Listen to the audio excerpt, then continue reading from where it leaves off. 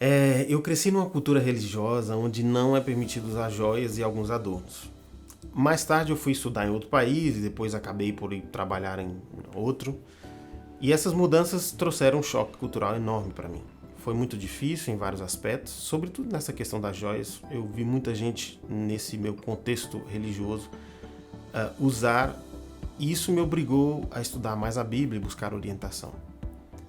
Comecei a ler sobre o assunto e redescobri dois textos, 1 Timóteo 2 e 1 de Pedro 3, que sem assim querer fazer uma longa exposição teológica, eles dizem o seguinte: Deus não proíbe as pessoas de fazerem tranças ou de não usar véu na igreja ou de usar adornos como gravata, mas existe um pedido para que as pessoas não gastem somas astronômicas, como é, por exemplo, o preço do ouro naquela época, em adornos. Pelo contrário, que invistam na simplicidade e que esses valores sejam investidos nas obras de caridade ou no cultivo de valores interiores. Mais tarde, eu até descobri um texto de uma comissão de ética que dizia, em francês: é evidente que o cristão deve buscar simplicidade em sua aparência. Mas é difícil codificar a simplicidade, ou seja, reduzi-la a prescrições e proibições claras e precisas. O que é simples para uma pessoa não é necessariamente para outra. A simplicidade também não pode ser definida de maneira permanente, isto é, de uma vez por todas. Devemos discernir o que ela significa em um mundo em constante mudança. Eu comecei a entender que Deus não queria que eu gastasse o meu dinheiro em roupas, acessórios ou mesmo assim coisas super caras e que eu desvalorizasse a caridade.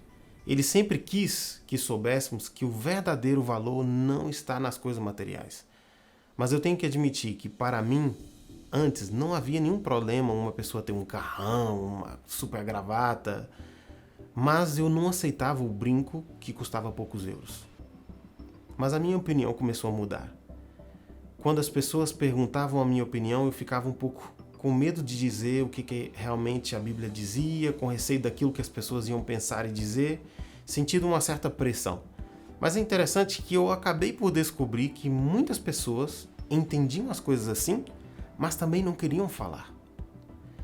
Eu não penso que quem cresceu, como eu, nessa cultura, deve agora começar a usar tudo que não usou no passado, mas devo dizer que Deus me ajudou muito a olhar para as pessoas de forma bem diferente.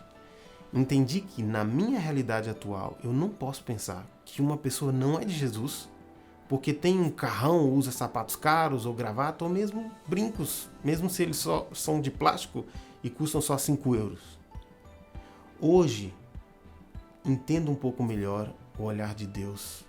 Isso me traz segurança da forma como Ele olha para mim e como devo olhar para os outros.